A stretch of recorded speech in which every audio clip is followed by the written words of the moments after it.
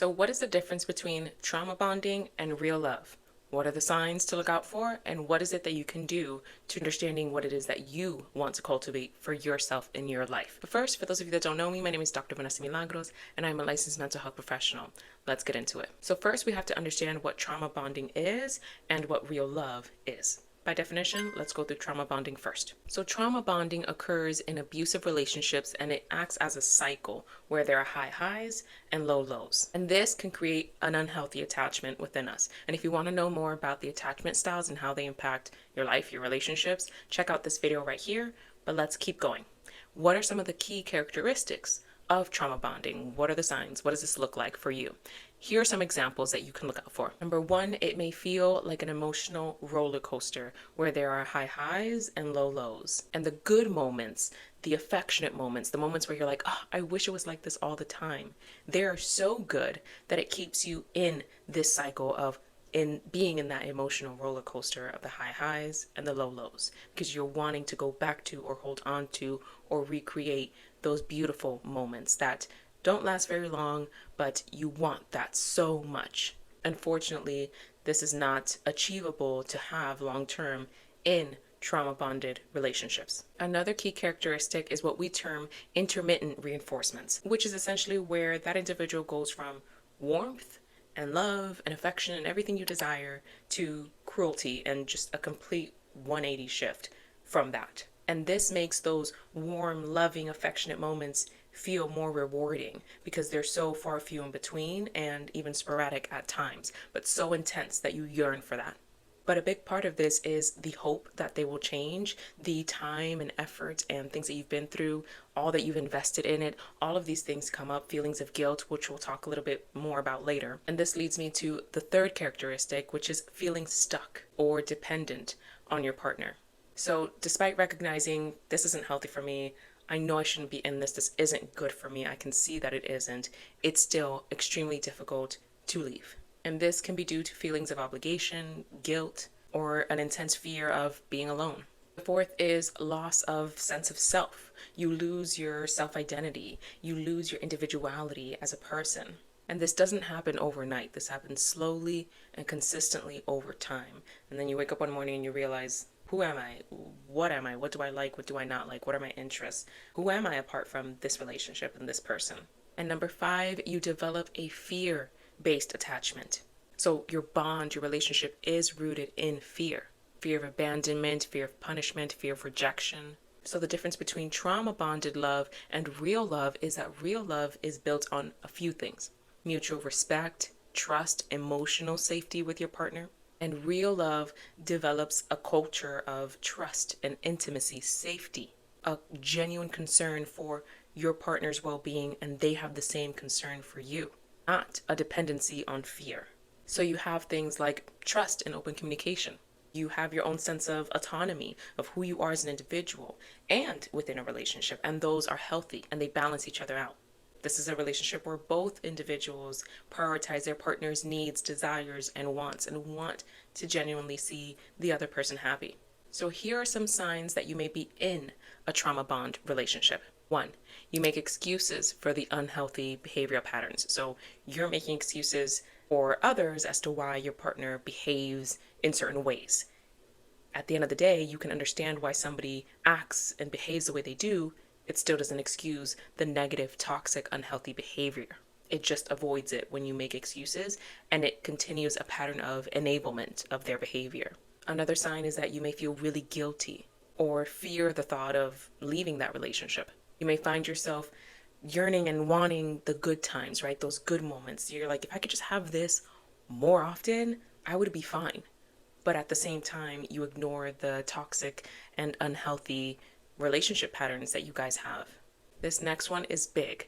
You minimize consistently your needs, your desires, your wants in order to avoid triggering your partner.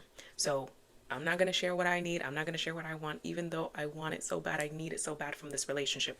For instance, maybe I want more love and affection from my partner more often.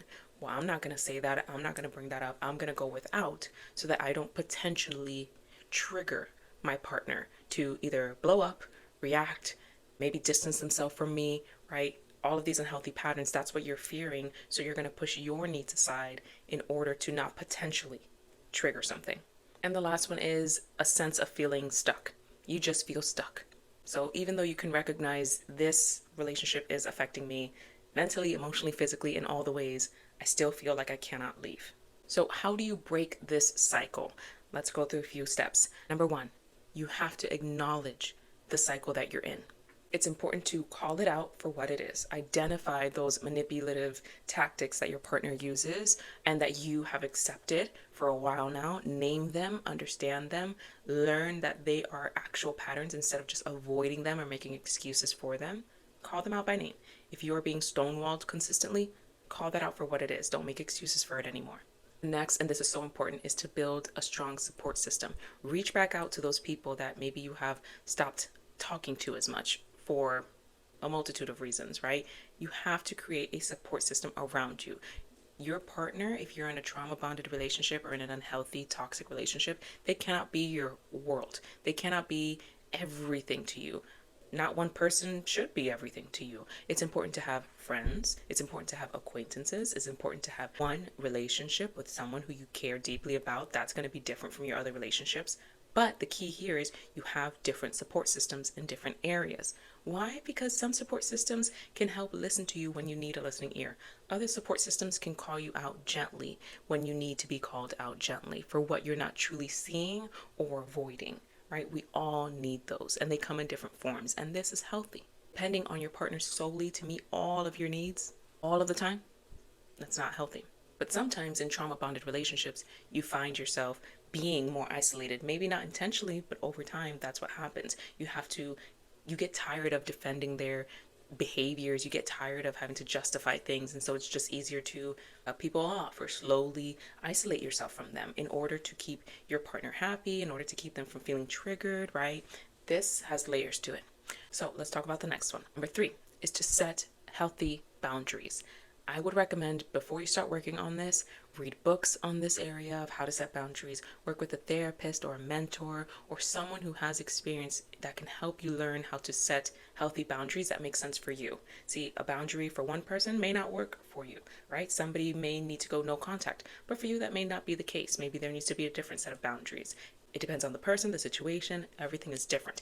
However, when you work with somebody outside of the relationship, as in a mental health professional, they can be objective and they can help you figure out what are those healthy boundaries that are going to work for you and how do you actually implement those.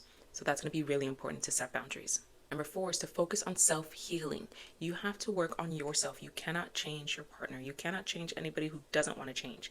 They have to want that for themselves. You have to want it for yourself. And so focusing on your self-healing is going to be so important. It's easy to want to think about, well, why do they act the way they do? And how can I dissect that? Let me understand them more. I'm sure you've already done this. However, it's not healthy to just stop there. You also have to look back and say, let me take an internal inventory. What is it that I'm working on? What is it that I have to work on for myself? Who is the person that I want to become? Is this the version of me that I want to continue down the line with? If the answer is yes, then okay, no problem. If the answer is no, then that's a great opportunity for you to work on yourself first instead of just hyper focusing on your partner. It may be well intentioned, but working on yourself first and your self-healing is so important. And the last one is to educate yourself. Read books on this topic of trauma bonds. Read books on the topics of areas that you want to work on. If you want to work on, maybe you're recognizing, hey, I have some abandonment issues coming up for me. And I'm really seeing this more and more. I'm being more triggered. Read books on abandonment and self-healing. Listen to podcasts within this area to learn something different. We don't know what we don't know. And there may be something that you hear on a podcast or something that you read in a book that nobody else is able to convey to you, but it just clicks. And that's the one thing that maybe helps you. So educate yourself, work on yourself, input back into yourself. Because if you notice, you're probably outputting, trying to understand them, why they do what they do, trying to defend them, trying to help them not feel triggered. It's all output. I'm helping you focus on what can I do to focus on me. Comment down your favorite part of this video or any questions that you may have for me in the comments down below, and be sure to like and subscribe to my channel if you haven't done so already for more mental health videos just like this one. Thank you so much for being here. I'll catch you in the next video. Take care.